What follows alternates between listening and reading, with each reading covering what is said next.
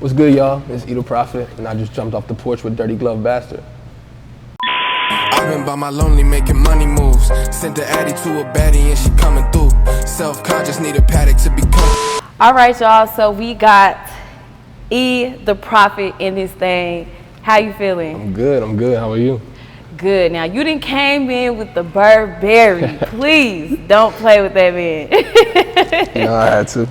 That's really clean. You know what they be calling Burberry? Baby shower. You know the baby shower? Nah, that's facts. Everybody got the baby shower fit. Yeah. Wow. Now, how have you been enjoying Atlanta so far since you've been out here? No, it's dope. I like the energy, the vibe. You know, I was talking to Brick and the rest of the guys I came down here with just about being in a different place. And like, you know, it feels good, you know. There's a lot of love here. There's a sense of community. We can see it everywhere we are, so it's dope. I appreciate it. I like it here. Now, I definitely have to give you your flowers and congratulate you because you got nominated for the XX Freshman class this year. Appreciate that. How did that opportunity even come about for you? Oh man, so we just we had some interviews. They ended up talking and hearing some unreleased music, you know, asking some questions.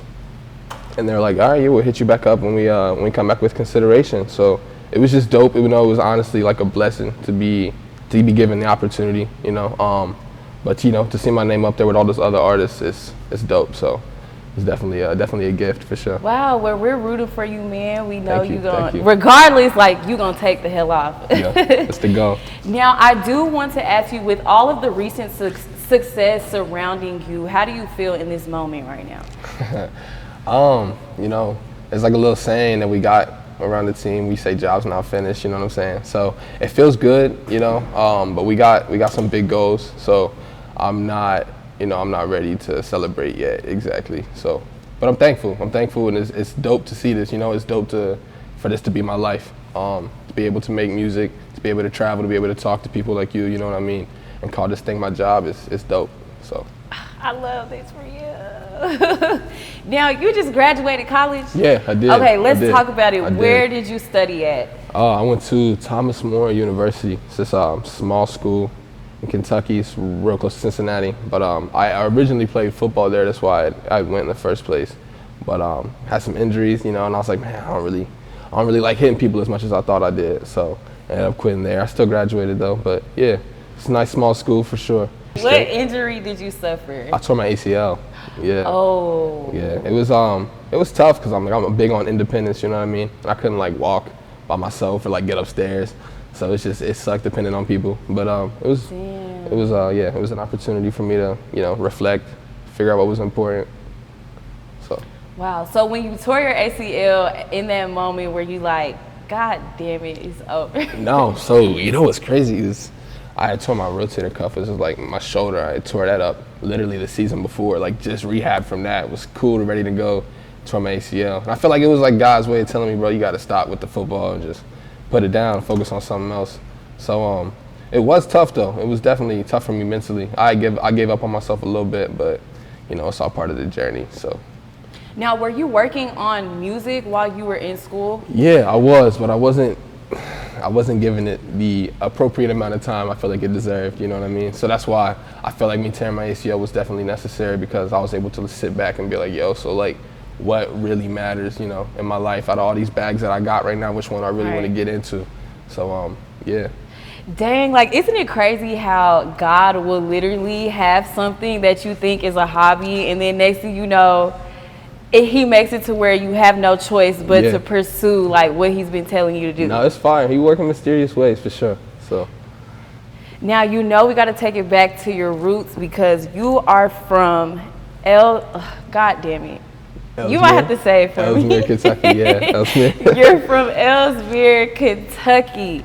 Now, talk about the culture out there. Man, so Ellesmere is a small little city, like 10 minutes south of Cincinnati. So basically, we are part of Cincinnati, Northern Kentucky in general. But you know, it's a dope culture, especially with like, you know, the Bengals just going to the Super Bowl. There's a lot of like love and pride in the city that I feel like we haven't seen there in a while. So to have that right now, plus with all like the music and everything that's just popping off, just like artist-wise and in general in the city, bro, it's like the perfect time. So. What would you say that it really takes for an artist to make it out of your city?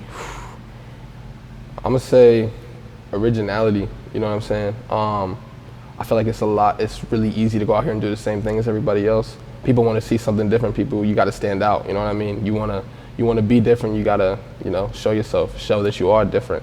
Nobody's going to understand that if you're doing the same thing as everybody else. That's what I really feel like, myself, I had to separate myself just from all of the talent that is in Cincinnati because, I needed to, isolate and get away from like the group mentality.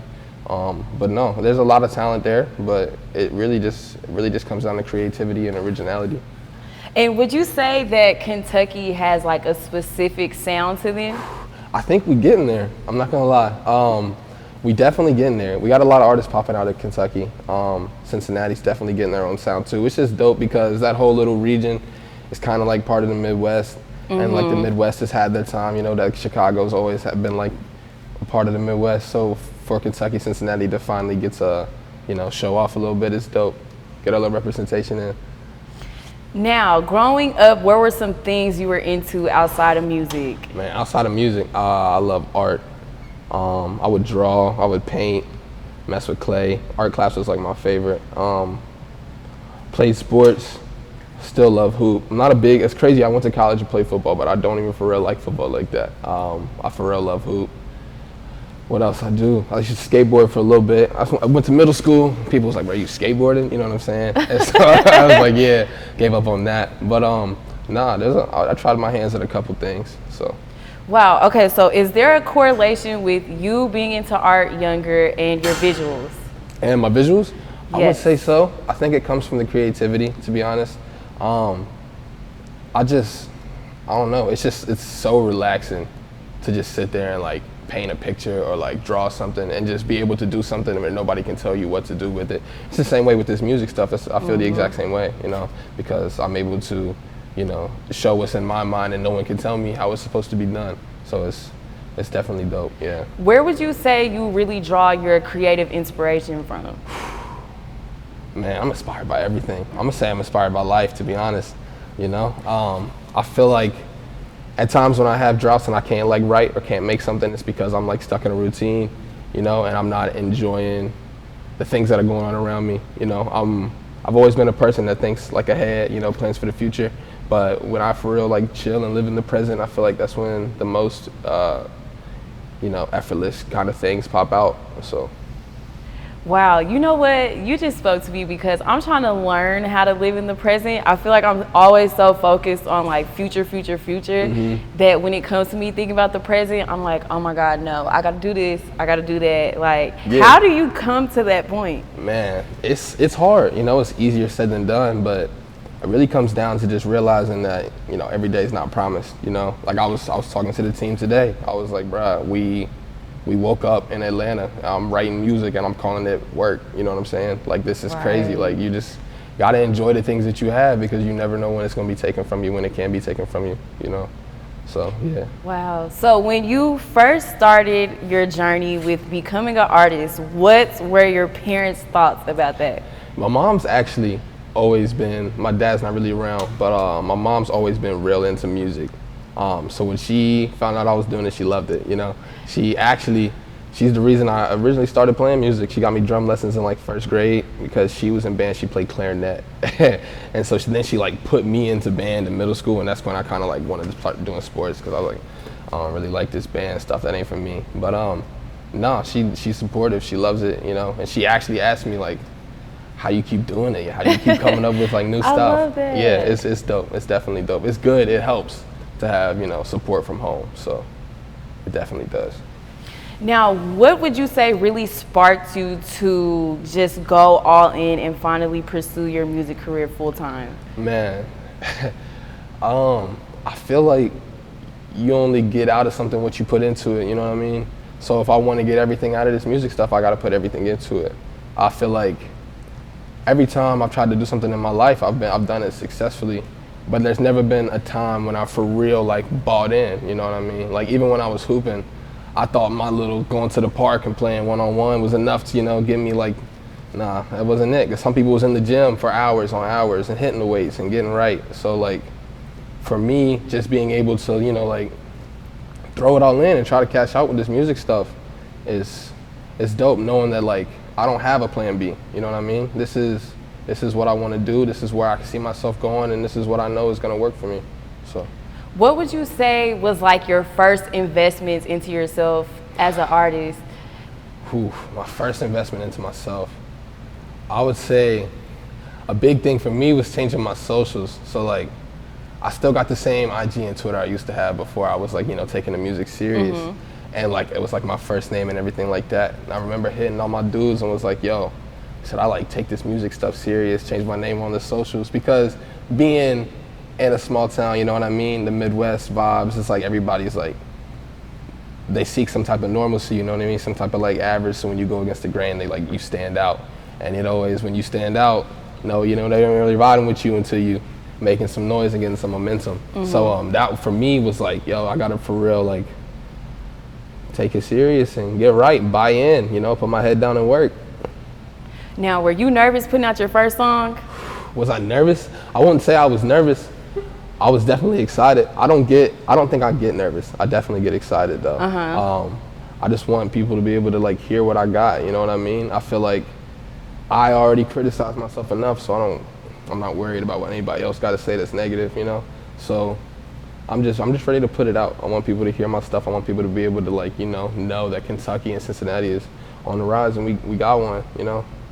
Now, starting out, when would you say you like really built up your confidence to share your music with everybody?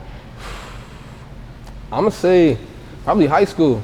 You know, you get the little freestyles at the lunch table. People start hyping it up, you know what I'm saying?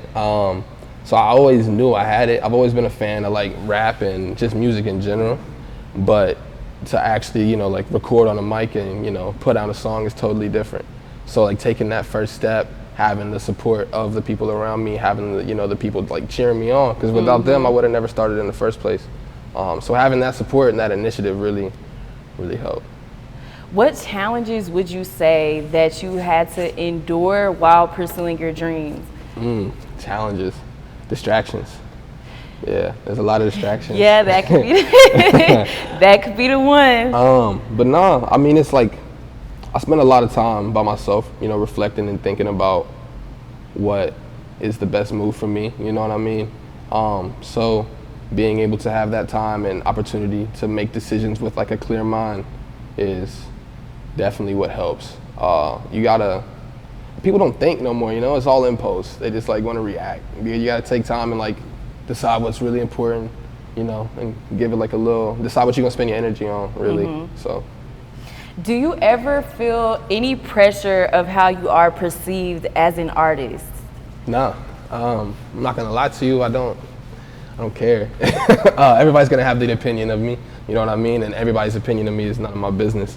I know who I am, the people around me know who I am, my fans and the people that really love me know who I am, and those are the people I care about, that's the people I worry about, so. I know that's right. You feel me? And how would you say, how long would you say it took for you to build up a solid fan base for yourself? Still doing it, you know what I mean? Every day the goal is to get another fan. So I feel like I'm never going to be at a point where I'm like, yeah, I got enough fans, you know what I mean? So every day I'm gonna be working, trying to get, you know, the momentum and the love that I feel like the music should get. So that's really how I feel. And I think I wanna ask, honestly, like for you to tell us your overall journey, because I know that, you know, you talked about it a little bit, but I really wanna know everything. Like I told you earlier, we was listening to your music and you go crazy. So it's like, I wanna know the whole journey from the inspiration to the first song that you put out, all of that. So, man, inspiration, you want me to start from like bottom, start at the beginning? We can, however you wanna take it. I got you. First time I ever rapped, I can remember, I had like a toy keyboard and a little like tape cassette. That's when I thought like a mixtape was actually like a mixtape. So I'm like playing beats on the toy cassette. I wanted to be like Bow Wow or something. I'm talking like I'm like 6'5" or something like that. And I'm just rapping there. And then Drumline came out from Nick Cannon. And yeah, that came out. My mom caught me like beating on pots and pans and stuff like that. I was like, let's get you some lessons. And I really started to fall in love with music. The best part about drums really was, you know, my drum teacher was in like a rock band. So I'm not, growing up, I'm not hearing a lot of rock, you know what I'm saying? I'm listening to like stuff my mom's listening to, stuff my family's listening to, you know, like soul, rap, R&B, all that stuff, but I'm not listening to like a whole lot of rock. So being able to learn that kind of music, hear that kind of music, just opened up, you know, a whole world to me and showed me how much music actually can offer outside of just genres. But no, I started playing drums, was loving doing that. My mom put me in band, and I kind of rejected it. I didn't want to be in band, so I was like, you know what, I'm done with music. That's cool, I'll start hooping. So I started playing basketball, got into high school, started playing football my junior year. Ended up realizing that I was built for football and not for basketball, because nobody wants like a 6-foot power forward, you know what I'm saying? So yeah. I ended up playing football in college, and those injuries, you know, just really showed me, you know, gave me the time to reflect and focus on what was important. But music's always been a part of it. Music's always been a journey. Music's always been, you know, it's been there every step of the way. All of my influences. I feel like my life, you know, kind of has like a soundtrack, and I can point back, you know, to like moments in time when I hear a song today. And that's where a lot of my influence in music comes from too. It's just a nostalgia of like what I grew up on. You know what I mean? Like listening to the Kanye's, listening to the Jay-Z's, listening to those kind of records, but the classical stuff, that'll do something to you, for sure. So, yeah. But I do know that the songs that really caught your buzz was it Aquarius? That was like the first song we for real put out. It was like, what, February of last year. But I'd say when we really started catching buzz with Bluegrass. That's my jam. Definitely Bluegrass. So with those two, in the studio during that time, did you have an instinct like, okay, these might be the ones that's gonna take off? Yeah, I knew Bluegrass was gonna be the song for real when I wrote it. So I was actually I had COVID in early January, and I was on quarantine. I felt cool. I just couldn't taste or smell nothing. So, you know what I mean? I'm just riding around, cruising and stuff like that. Rocco had sent me some beats, listening to the pack, and the Bluegrass beat came on. And like, I literally drove for maybe 20 minutes and had the song finished. And that's when I knew. So every time I know I got one, when I can listen to the song over and over again and not get tired of it. Because yeah, like that's when I know. Because if I listen to a song and I hear it one time and I'm like, I don't like it, then it's like, you know, I scrap it and go on to the next one. But nah, that was definitely one of the ones, because I was like, yeah, I can replay this. And it was just dope, because I feel like I wrote that, you know, based on my surroundings, based on the things that were going on around me, based on where I was from. So having that little bit of perspective in there definitely helped, you know, tie it all together. Now, what does Bluegrass mean? Because you had in your lyrics, like, I think it was like smoking on bluegrass, so you know I'm from Kentucky. Yeah. Okay, so what exactly is Bluegrass? Kentucky is the Bluegrass state. Oh shit! Yeah, that's what you straight. That's what they call us. You know, we got some grass out there that looks blue, so it's just a little play on words. You know, yeah, Bluegrass in my blood. Now, after that, when did you decide that you wanted to bring out a full project? It was really about dropping consistently. So like my goal was to put out a single every month, put out a single and some visuals to go along with it. So when you're dropping them singles, you can really like feel the momentum and like the want from people, and like I can notice the questions they ask me, you know what I mean? Because like I read my DMs, I respond to people. So when people are like, yo, we need a tape, like give us a tape. We need a tape. They're asking for it. I was like, yeah, you know what I mean? It's time. So we dropped E for Effortless, took a little break after that, dropped the Vision in the December after that, ended the year out, and then we came out swinging again this year. So it's gonna be a fun year. We're not even close to finished, so. Oh, I love that. Now, I am going to jump a little off topic, and then we're going to get back to the music, of course. But I was watching one of your interviews, and you spoke on how you wanted to change the idea of what's cool and what people should want to be calling. Well, when people call you lame for being smart, basically you wanted to change that perspective. So why was that placed on your heart to do that? Man, so growing up, just being who I was, you know what I mean? I was always a smart kid, you know. I always liked learning. That was something that I enjoyed about, you know, school. I enjoy school, I'm not gonna cap. So I enjoyed going to school, I enjoyed learning, and a lot of people was like, bro, like what are you doing? You know, it seems like such a negative thing, but like, but knowledge is power. You know what I'm saying? Like you want to get somewhere in this world. You want to be able to do something. You got to know, because you know, like that's how people do it. They're able to. They know the game. They know how it works. So to, you know, hold this negative idea towards being smart, towards, you know, being able to better your life, better your community, better the people around you, it makes no sense. That's when I really started to like stop paying attention to the opinions of other people. You know what I mean? Because I was like, bro, like really, like y'all made being smart like whack. That make no sense. But yeah, that's really what it is. You know, I want to show kids that they can be themselves, be comfortable in who they are, and still do whatever they want to do. And we need so much of that, especially with the way social media is influencing everybody on how they should talk, how they should look, how they should dress. It's amazing that you want to even spread that message to them. Yeah, it's just, you know, individuality. You want to stand out, you know. You want to be you, because nobody else can be you more than you can. So, you know, trying to be someone else, that's a waste of a life. So. Now we gotta get into your production. Mr. Rocco Roy over there. Oh shit. You want to slide over here, Rock? You can slide over. Rocco Roy. You two, y'all are crazy. Like, y'all are a crazy duo. Let's talk about the dynamic. Let's hear it. That's my boy. I fuck with Rocco heavy. It's dope because when I go and make music with him, it's not work. You know what I mean? Because he's like my actual friend. I enjoy being around him. We have conversations. So being able to, you know, it's like working with a real person. Being able to do that just makes everything so much easier. He's able to, you know, like we feed off of each other's energy. He listens to what I got to say, I listen to what he has to say, and we collaborate.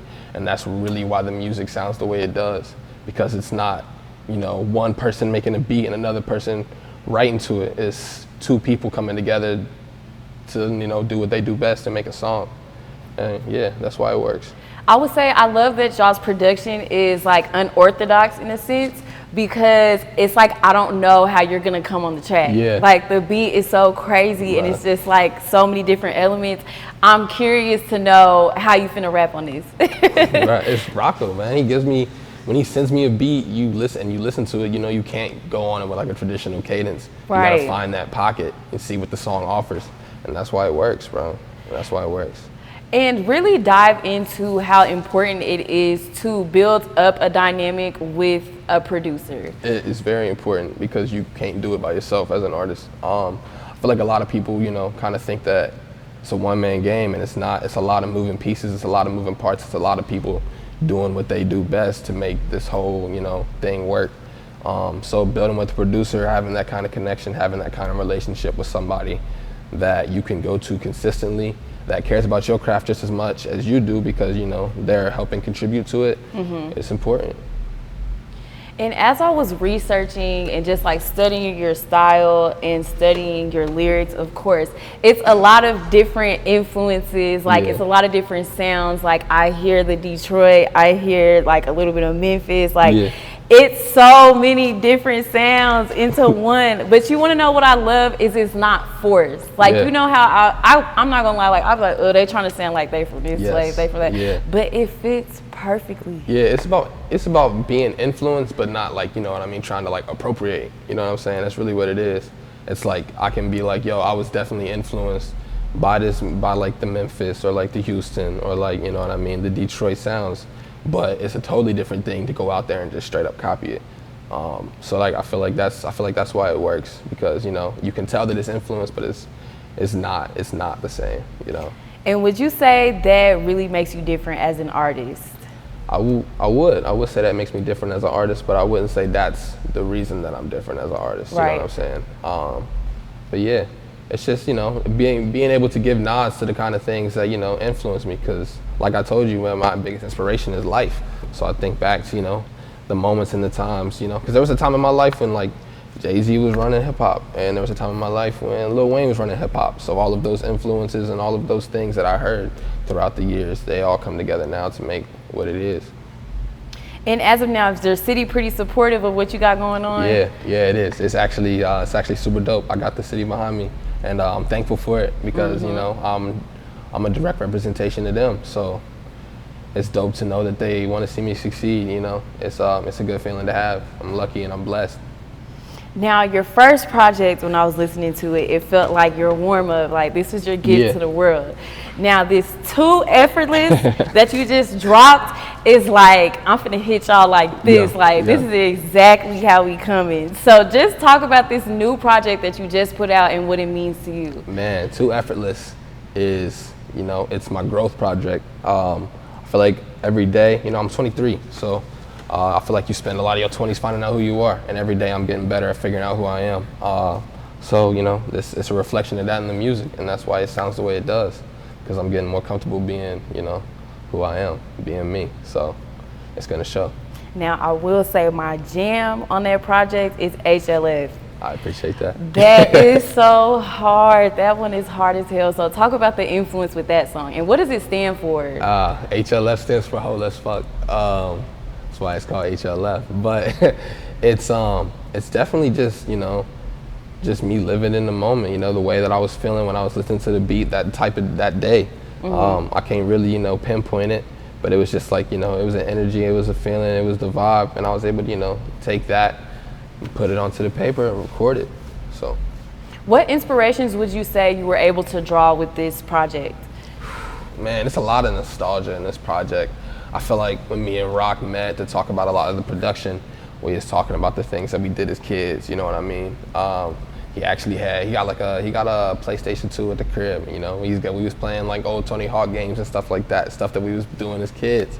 So, you know, I mean, that kind of comfortability, that kind of like, you know, peacefulness definitely showed up in the tape, showed up, you know, in the way that it sounds, because, you know, it sounds like I'm comfortable, and I am, so it's dope.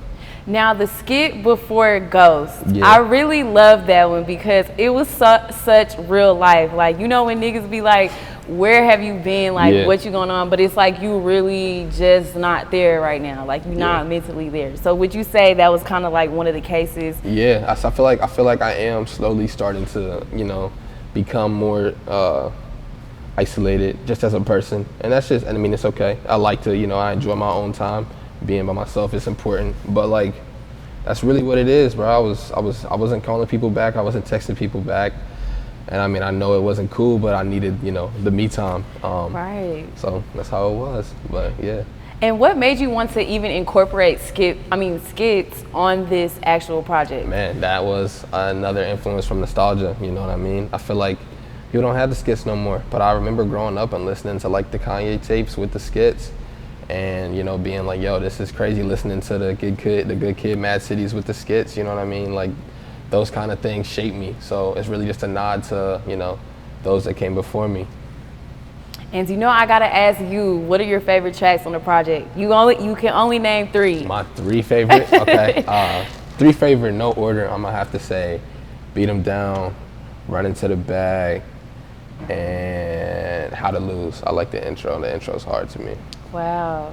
Yeah. Now we got this new release project. Y'all got, that shit is hard as fuck. Like, you gotta check it out. Too Effortless. Too Effortless is hard. Now, what would you say is next for you this upcoming year? Man, just more work. Keep growing. You know, I want to get back into the music as soon as I can.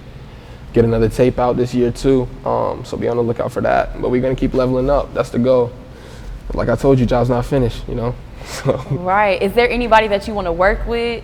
Man, I want to work with, you know, whenever the opportunity, you know, presents itself. I want to work with like the Kanyes, the Baby Keems. I want to be in that group, you know. But we're gonna get there. We're gonna get there for sure. You definitely. All right, so you heard it here. Y'all heard it on the porch. Y'all gotta go get that Too Effortless. I'm telling you, it's everywhere. Hard as hell, like super hard. Appreciate that. I appreciate that. Now, I do want to ask you before we officially wrap this thing up, what impact would you want to leave on those that come across you? Man, like you said, I wanna be different. You know, I want people to hear me and be like, yo, he sounds nothing like the rest of what I'm hearing from the game right now. You know, I want to stand out. I want to be me. I want to be 100% organically, authentically, you know, who I am, and that's what I plan to do with it. So, yeah. Your YouTube views are absolutely insane. I was looking at those, so I'm like, what the hell? And that's why I'm like, we got to hear his story because you're going crazy on the tube right now. So talk about like even the marketing that went into just like putting your videos out there? Yeah, it's just, man, so I got to give flowers to my dudes, Jordan Phillips and Ethan Dickens. They do all my videos, most of my videos, and they just, the way that they're able to bring ideas to life is crazy. You know what I mean? And it makes it a whole lot easier to advertise and market a visual when it, you know, already stands out and grabs attention just in the way that it looks. So, you know, big flowers to those guys, big up to those guys. That's really what it is, you know. Visuals for me is like my way of showing people the way that I feel like a song should be interpreted, you know what I mean? Interpreted. So, you know, that's what I really enjoy the visuals for, and that's why I think the YouTube's going up, just because people love to see that, you know what I mean? Crazy, man. You there, like you on your way there for real. I appreciate that. And we are officially about to wrap it up, but any last words or shout outs? Man, shout out to Kentucky, shout out to Cincinnati. You know, shout out to everybody that's listening. Keep listening. To Effortless out everywhere. And if y'all don't follow me, make sure y'all follow me on all socials. Eat a profit, and that is profit like the money. I've been by my lonely making money moves. Sent the Addy to a baddie and she coming through. Self-conscious, need a paddock to be comfortable.